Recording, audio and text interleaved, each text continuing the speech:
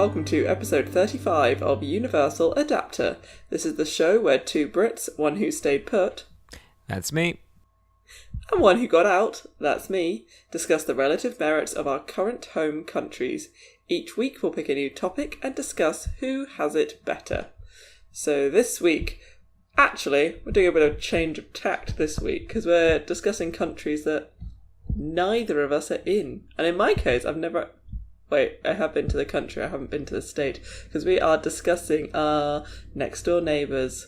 Because everybody needs good ones. Neighbours become good friends. Exactly.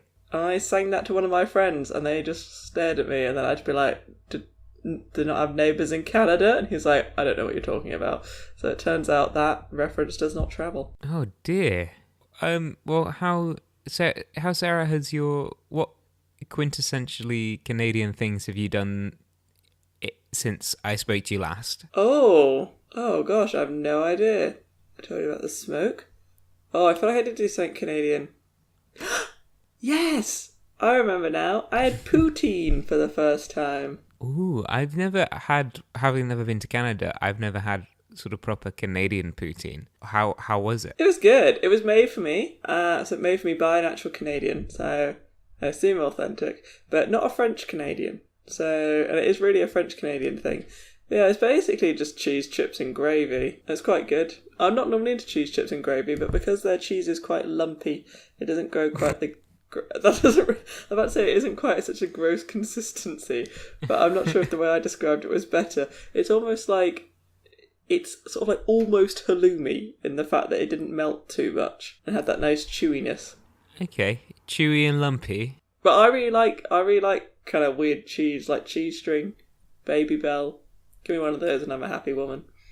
So you want a good proportion of plastic to actual dairy products within your cheese. Yeah, preferably rubbery. If it doesn't bounce, I'll have any cheese, but they're great. All right, shall we get cracking then with round one of Neighbours? Yeah. Oh, before we get any further, Sarah, who is your neighbour? As I'm obviously living in the wonderful province of British Columbia, just to the south, accessible by ferry, literally could get there very quickly if I wanted to. It's the wonderful state of Washington. Ooh. Sorry, it felt like it warranted. I have chosen the wonderful island of Ireland. Yay! Well, we've actually been together. We have, and I'm not talking about any of the places that we visited when we did. Oh. Not on purpose. That's fair enough. We only went to Dublin, so we didn't get far into the treasure trove that is Ireland. So you have definitely made sure that you haven't researched either Washington DC or George, which are the other available Washingtons to you. No, I was very much did Pacific Northwest. In that case, we will get on to the first round, which is that we are going to be discussing the different cuisines of our respective neighbours. So, Sarah, you've already talked about poutine. What do they eat in Washington State? Well, I looked up the states, so the state food, and what normally comes to mind when you think of American food, Matt? Generally. Cheese, which is a good proportion plastic. Burgers. Yeah. I'd say a cheese or hamburger, fries of the French variety, a hot dog. A warm canine. So basically, fat and sugar is what I was hoping to find. I was trying to be a little bit more diplomatic than that. Oh, I wasn't. Actually, the state food of Washington is the humble, that it's always there for you. It keeps the doctor away. It's the apple. Oh, a particular brand or breed of apple, or just generic? All apples. They actually produce 70% of all apples that are grown in the US in Washington State. So they are very into the apples. I have a few apple facts, which I think you'll enjoy. Always. I'm always in the market for a good apple fact. So the year, cast your mind back, was 1826. The first apple orchard was planted because of the nice lava ash soil that was created by the wonderful mountains. Growing conditions that were created are very nice, and very arid climate, so they get fewer insect and disease problems. And do you want to know a fun fact that actually happened this year? Oh, yeah. So, in March this year, 5 thought to be extinct apple varieties were found in Washington by apple detective David Ben-Scoter, who is actually a retired federal investigator. Okay. How do you lose a... That is an excellent fact. Credit where it's due. But how do you just lose to... No. How do you lose 5 breeds of apple? Well, I'm sure you've heard it before that like the fruit and vegetables we eat are pretty narrowed down versions of those plants because we've grown them, we've selected certain things we like about them, and we keep producing them, and now we actually eat a very small number of plants that are available to us. So back in the day, they think there are about they used to think there were 17,000 apple varieties in North America, but as sort of mass farming and things like that sped up, people sort of forgot about them. But in people's gardens, there are just trees that have randomly kept growing out of all this time. So people are like, they don't even realise they're cultivating these quite rare apple trees. It seems to me that if they were the best apples, then we would probably still be growing them, right? Well, They might be new, but they might not necessarily... They're not going to be the next pink lady, right? maybe not, but they're very important for crop diversity. Because I didn't expect this to turn into a lecture on monocrops, because if there's a disease that comes through and we're only growing one type of apple, that means all of our apple crops will be destroyed. But hey, if there's one of these little apples that Ben Scoter has discovered that's resistant, then we would still have an apple. And might not be a pink lady, I'll give you that, but it's still apple-y. Okay, I concede to your greater knowledge of how farming works. I'm a new fan of Ben Scoter, and he's actually uncovered 20 apple breeds in the US. So, and I hope his noble work continues. It's small, but it's mighty. It's the apple. What's the cuisine of Ireland you have bought for us? Well, Sarah, same question, different country. What do you think of when you think of Irish cuisine?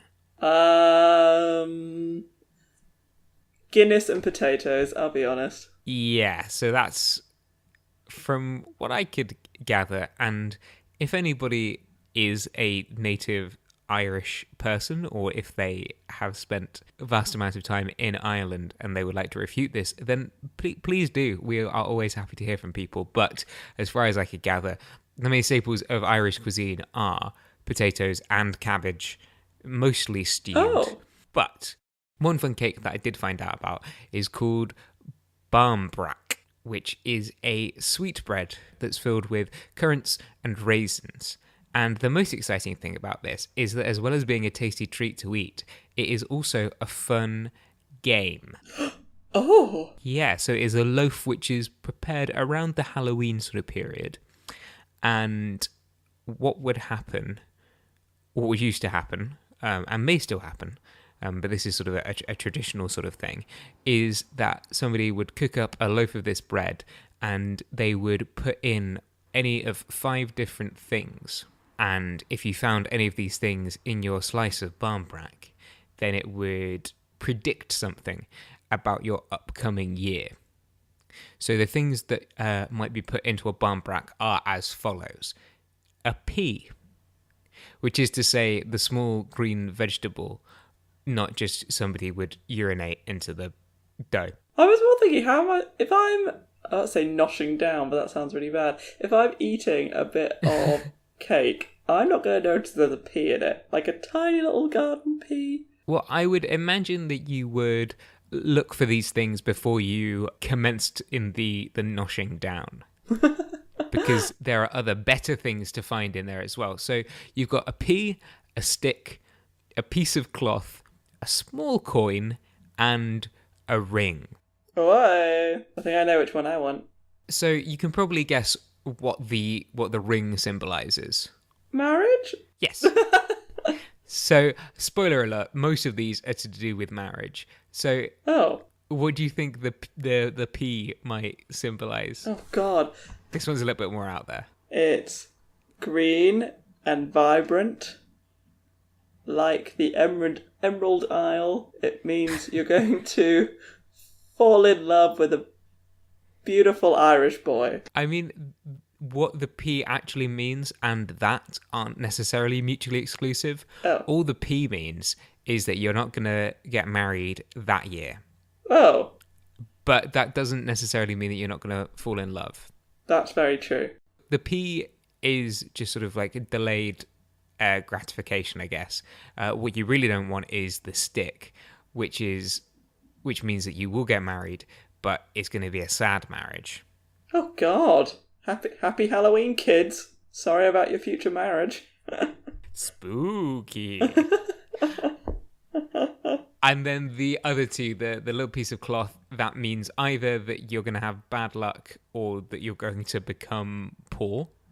So you're going to have bad financial woes. Jesus, okay. And if you find the coin, then that means that you will come into fortune, probably monetarily. Oh, okay. And the ring just means you're going to get married in that year. Yeah. Oh. So there you go. That is the barmbrack. It gets a mention in probably Ulysses, one of the James Joyce works, in a very lovely sort of familial scene. I don't even know if it's familial is the right word. It gets a mention in this cozy scene where he talks about everybody sitting around the fire, and then the barmbrack has been sliced and they're about to pass it around because it's still warm, and spread it with butter and have it for tea. Oh, sounds lovely.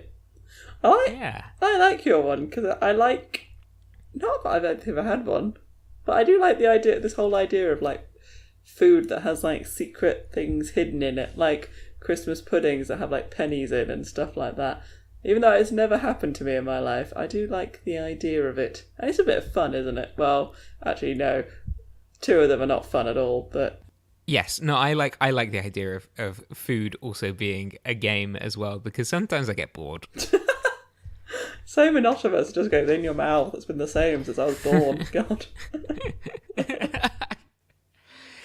Yeah, and while the apple is a noble fruit, I must admit it doesn't seem quintessentially American. Yes. No, I just like David Benson. What was his name? Not Dave Benson. Dave Benson Phillips. Apple thief. No, Apple detective. Apple detective. Ben Scooter. David Ben Scooter. Yeah. Well, there we go. Round 1 to the Great Republic of Ireland. Congratulations, Matthew. Okay, then what is our round 2? Indeed. So after all that eating, we might want to have a lie down. So we should probably find our lodgings for this weekend away. Mm-hmm. So where are we staying in the beautiful, beautiful nation of Ireland? Okay, well, I have first of all a little footnote, and then I have my main offering. Okay. But while I was researching places to stay in Ireland, one of the things I came across was a bubble dome. Oh. So it's how in Mary Poppins or Christmas you have the little snow globes. Yes. So imagine if you had to sleep in one of them. Amazing. But it was big enough for you. So the point behind it, I think, is that you don't get shrunk down and cursed to be trapped in there forever. It's not like Alice in Wonderland. Exactly. So it's sort of in the middle of nowhere, from what I can gather from their website. So it's in a forest, and there's a 4-poster bed and an armchair and all of the amenities. And there are walls, but the walls are transparent, and they're sort of, like I say, there's kind of a bubble around you. So the whole point is that you get into bed and you can look up and you can see the stars all night. That, to me, sounds terrifying. How about you? Really? But doesn't it make you feel... Wouldn't it make you feel exposed? But I love lying and looking at the stars. Okay, fine. Maybe I should have picked that one then as my actual offering. I just think they're amazing. And also, what I find phenomenal is when you're actually looking, there are so many shooting stars. It's like, if you're like in a city, you just never see them. But when you get out into the countryside, there's tons of them. And we saw a huge one, and I was a little bit terrified. But other than that, it was good. Okay, fair enough. Anyway, back on track. What I found, the place that I found to stay, in actuality, was the Clare Island Lighthouse. Ooh. Which is, as you can probably imagine, an old lighthouse which has been refurbished into a guest house so that people can stay there. And there are several different rooms, and there's some communal spaces as well. It's not self-catered, so you are beholden to meal times and things like that. But when you get served your meals, they're all in this lovely dining room with a big mahogany table. And the dining room is also a library. Ooh. And the reason why the Lighthouse on Clare Island has been turned into a guest house is because it was decommissioned in 1965. It had been doing its job for 159 years, but they had to retire it because, it was too high on the cliffs and it kept on being shrouded in mist at opportune times when a lighthouse might come in handy. Oh, the poor lighthouse. It has found a new life, giving a different kind of shelter to people. It's an old historic building near to Westport, which was voted the best place to live in Ireland in 2012. So you have not only this kind of retreat up on the cliffs in the lighthouse, but you can go and visit the nearby town as well and see the best place to live in Ireland. And you have a variety of different places which you might be able to stay. There is the Tower House, which is within the tower of the lighthouse as well. And there are two little cottages as well, which have such wonderful names as Cliff Cottage, which is, lovely and homely, and Banshee House. Oh my god, if you're freaked out at the idea of sleeping looking at some stars, I'd love to see your face if I told you had to sleep in Banshee House. If you make it through the night, you can have it for free. And then the final room is the sauna suite. Hello. Which comes with its own sauna. Very nice. Oh, they don't really like saunas. You stay in Banshee House, I'll stay in the sauna suite, and we'll meet in the dining room for breakfast and dinner. Well, if we make it to breakfast, who knows? Apparently I'm in the most dangerous one. So that is the Clare Island Lighthouse. And in the end, I talked more about bubble domes than I did about the thing that I actually wanted to tell you about. There you are. That is my offering. And what counter offer to entice me to Washington State, home of the Big Apples. Home of the Big Apples. So we are staying in a wonderful little collection of cabins, which it sort of gives away what they are in the name. It's Treehouse Point. Okay. I'm not convinced, but go on. So it's a little collection of tree houses, but they're very nice tree houses. So they look like they were sort of constructed by wood nymphs up in the sky, and some are accessed by little swing bridges, others by big sweeping staircases. There is one that is ladder access only, so that one does seem the most inconvenient out of them. But yeah, you have your own little tiny bedroom, and you have a little tiny kitchen. Nothing that exciting. But then you just sleep up in the trees. So the descriptors that you've used so far, namely, it looks like they are created by wood nymphs, and the repeated use of the phrase teeny tiny makes me think two things. First of all, am I going to fit? And second of all, this isn't screaming sturdiness, which is kind of what I crave when I'm sleeping in a tree. I mean, had I known your crippling fear of being near the outdoors, before this podcast, I may have gone with something else, but I thought this was a really nice idea. And I was even genuinely looking up their availability because I was like, this looks fantastic. I have slept in a treehouse before, which was a bit freaky because it was on my own, so this looks less terrifying than that experience. But yeah, I just thought it looked really nice. It looked like a little woodland getaway. Okay, 2 follow-up questions. First question, when you say it's a sort of a collection of cabins, is it a community of cabins as well? Is there communal space? Like, do you hang out with the other, like, mad tree people? Or is it like a caravan park where everybody's nominally living in the same place, but you never, like, talk to them or anything? Oh, so there is like a little lodge that you can go to that has a library, and they have massage and yoga and tai chi stuff, should you wish to participate in that. Is that on the floor? Yeah, that's on the floor. That's fine. Okay. And there is a dining room there, so I think it includes breakfast, but it doesn't have any sort of dinner or anything. Do you have to forage for food, or...? No, they serve that to you very nicely on the ground floor of a lodge. Okay, then. And second of all, let me just paint a scenario in that you're on holiday and you maybe have imbibed of alcohol, some of the wood nymph grog, and once you're maybe a little bit unsteady on your feet, you're then faced with, climbing up a tree to get to bed. That seems like a recipe for disaster. But only one of them is ladder access. Some of them are bridges, so that's just a straight line, and some of them are just normal staircases. And you live in a flat, so I know you have to go up staircases if you've gone out of an evening and had a few drinks, so I'm sure you could manage that. I mean, there is also a lift. Okay, well, I know you used to live in a terraced house, where you probably had to walk upstairs to go to bed. Obviously, if either of my parents are listening, I was never drunk. Okay, do you have a picture that I could see? And I mean, I guess we can either post it on Facebook as well, or just describe it to the listeners now.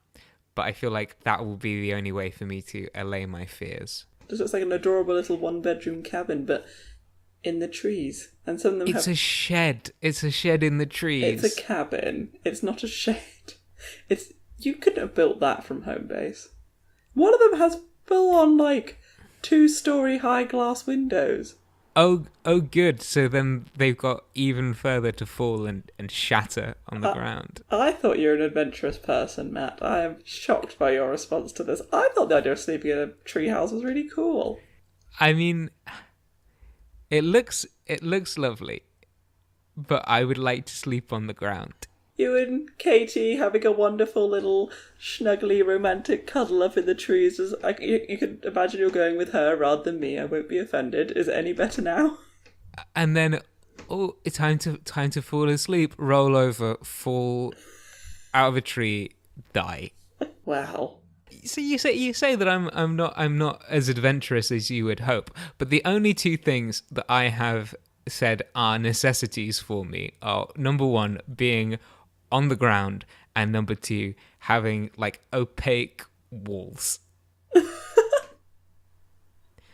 they don't seem like big asks for some accommodation.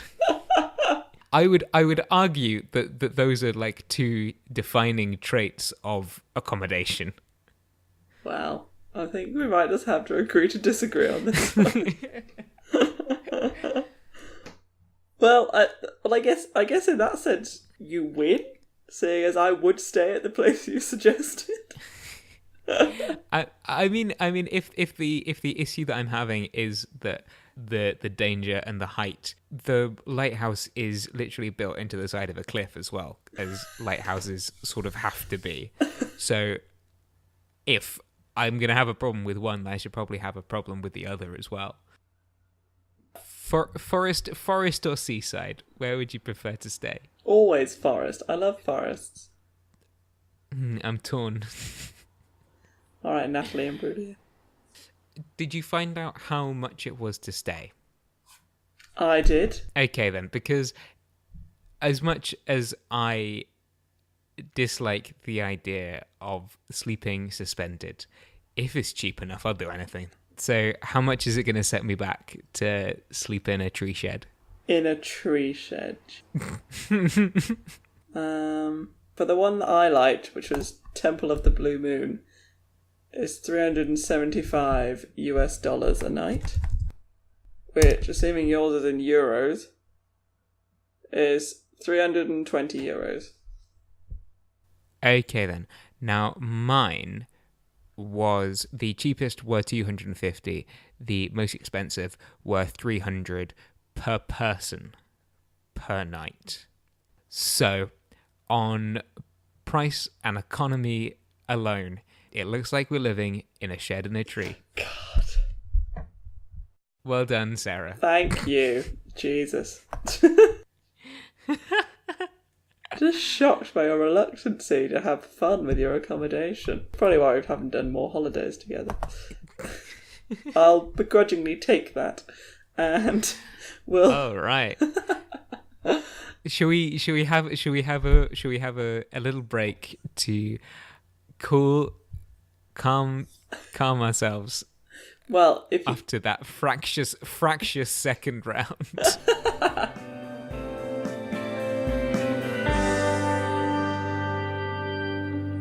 If you would like to weigh in with opinions as to who is correct, me, you can contact us on Facebook and Instagram. We are Universal Adapter Podcast, or you can tweet us. We are at UniAdapter. You can also download our podcast from Apple Podcast, where you can rate it 5 stars. And if you were to do this, we'd love you forever, because it helps people find the podcast. Yes, please do give us a rating on Apple Podcasts. Or alternatively, you can give us a rating on Facebook, and we do have a new review to add to our collection and it's been there since the 15th of August, so by the time this episode comes out, it will have been up there for a while. But big shout out to Trevor Fuchs for his excellent review. Always good for a laugh. We certainly are. 5 more stars to add to our collection. Exactly. He's been a long time fan since 1993. He has been, so. True, that's the first review my dad's ever given me. So. Oh well, I feel honoured by association. There we go. At least it was a good one. Anyway, on that note. And if you would like to get in touch with us in any other way, send us an email to universaladapterpodcast@gmail.com. Trevor, we look forward to hearing from you. Excellent. Let's get back to our final round. Okay, and for round number 3, we are going to be talking about a tourist attraction, an exciting tourist attraction, something to go and see. So, Sarah, what is your tourist attraction? Well, obviously Seattle is in Washington. That's a quirky little place. So I found a couple of things that I thought we should pop by before the main event. Okay. So, first one, the mystery soda machine. What? Well, it's a very beaten up vending machine. No one knows who maintains it. No one knows who collects the money. No one knows who put drinks in it. But if you put in 75 cents and push a button, a random drink will come out. So we could do that as our first port of call. Lovely. Stay hydrated. Yeah, exactly. Got to be sensible. Then we could take a little jaunt past the gum wall, which I thought you'd enjoy the story behind this. It started in the 1990s when local patrons were in line for an improv show. Ooh. And they decided to start sticking their gum on the wall outside the theatre. Oh, come on, improv audiences. That's basically littering that you turned into art, which if that isn't an analogy for improv, I don't know what is. Please do continue. Yeah, people were like, oh, that's a fun idea. And they just started to add tons and tons of gum to it. And one review of it, which I enjoyed, was the stench of decaying and aged chewing gum can be a bit offensive, but the gum wall is still an intriguing sight. Okay, I'm glad that none of our reviews read quite like that. The one we're actually going to go see, and I don't think this is a tourist highlight in Washington, but it definitely piqued my interest, which is why I've decided to go out on a bit of a limb with this one. And in Washington State, near a town called Prosser, there is a gravity hill. Okay, first question, are not all hills gravity hills? I mean, it's a poor naming, I would be more excited if it was the anti-gravity hill. Well, it kind of is in a way, and there's a few of these found all over the world, and it's a phenomenon where things appear to roll uphill. Ooh. So someone has handily spray painted a start line, and the idea is that you drive up and you go to the start line and you put your car in neutral and you take your foot off the brake and you start to roll uphill. How? Well, there's several theories. One theory, I'll be honest, a lot of these theories are very broad speaking and they get applied to almost every gravity hill known in existence. But one theory is that there are large iron ore deposits at the top of the hills which act as a magnet, pulling the car up. Okay. To be honest, I'm not sold on that one. Okay. Another slightly more interesting one, and is that local ghosts help push the cars up the hill. I don't know why they don't think the ghosts have anything better to do with their time, but that is a very common theme. So near the town of Prosser, there are lots of irrigation. It's lots of farmland. There's lots of irrigation channels, and the story goes that a woman once drowned in an irrigation channel near this, and now she just helps people push their cars back up the hill. Okay. In all honesty, it's likely just to be an optical illusion where, because the landscape is sort of rolling hills and there's no proper horizon, you basically, it's a trick of the eye and you think you're facing uphill when actually you're facing downhill. That sounds the most sensible but least fun one, which means that it's probably true.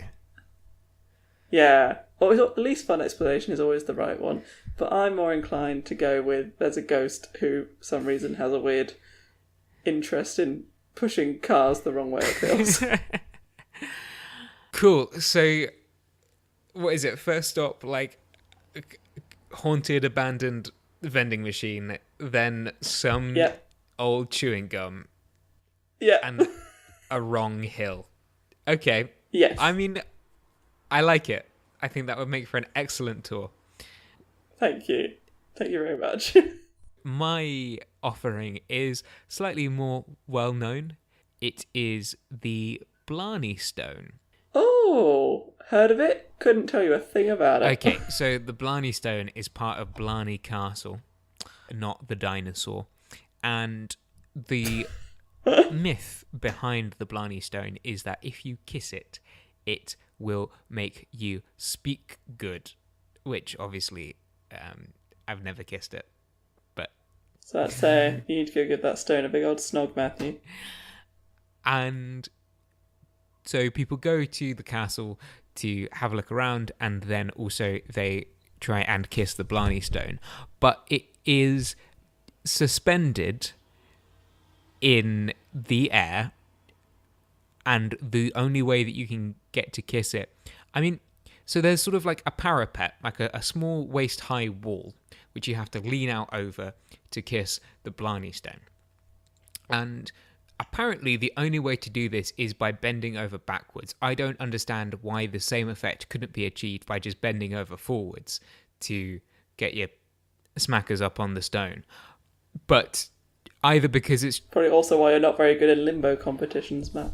I'm just not bending backwards, I don't see why. So I don't know whether it's because it's tradition or because of the way that the castle is set up, that it is literally the only way to do it. But you have to climb to the top of the castle, go over to this parapet, and then lean backwards. On the stone, there are two sort of like railings, so you can put a hand on each of those to support yourself as you lean backwards, but then you're essentially leaning backwards and looking out into the open blue yonder to kiss a stone. Well, it sounds just as random as all the things I've suggested, to be honest. And it also helps if you have somebody to keep a hold of you to stop you from slipping. The guardrails are a relatively new invention, and people used to just go for it pretty gung-ho. And the dangers of kissing the Blarney Stone were apparently so much a part of the public consciousness that there was a Sherlock Holmes story, The Adventure of the Blarney Stone, in 1946, in which a man trying to kiss the Blarney Stone fell and died. Again, fiction. Oh. And the big clue that Sherlock found so that he knew that it was foul play is that the guy's shoes had been greased surreptitiously, so that as he was leaning over backwards, he slipped and fell. As I'm describing all of this, like, it's a fun story, it's a fun legend, it's a fun thing to do, but given how much of a hard time I gave you about sleeping in the tall places in our last round, I feel like I may have shot myself in the foot with this one. But by suggesting we go to a high place. And then not only just go to a high place, but then like lean out backwards over the side of a castle to rub your face against a rock, which not only is obviously open and exposed to the elements, but which lots of people have had their, spit and saliva over. True. But it's sort of like those things, when like there's statues that have like a lucky foot or something and everyone rubs it.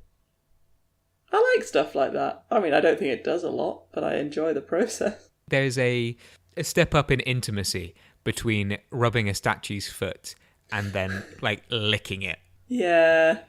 But I do think yours has more of a sense of history and myth and legend about it. Mine's just rolling around on a hill.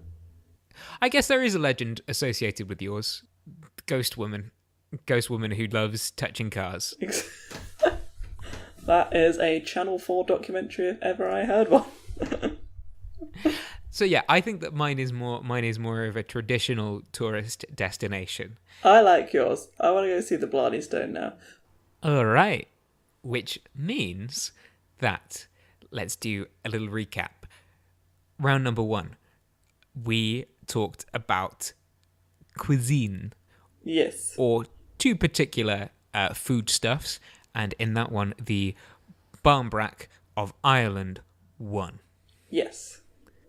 In round number 2, we decided where we wanted to stay. In the end, Matt saw sense and wanted to stay at my really cool place. They took it for round 2, so that's 1-1. But then the Blarney Stone rolled uphill over the competition and ended up with Ireland taking the biscuit. Boom. Well, there you go. Well done, Matt.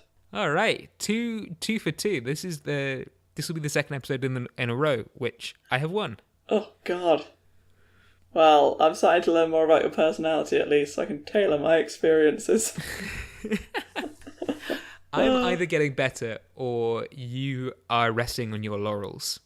No, I just have the wrong audience. That's my problem.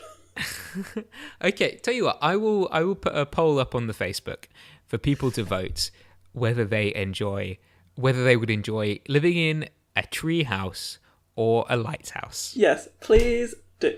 Please do. No, well, I wasn't against the lighthouse. I was just very pro the treehouse. So, thank you very much, everybody, for joining us this week. Yes. Do get in touch if you have any questions, thoughts, or feelings about the issues that we have discussed in this fortnight's episode. Anywho. Thank you all. We'll see you in 2 weeks. Bye. Toodaloo.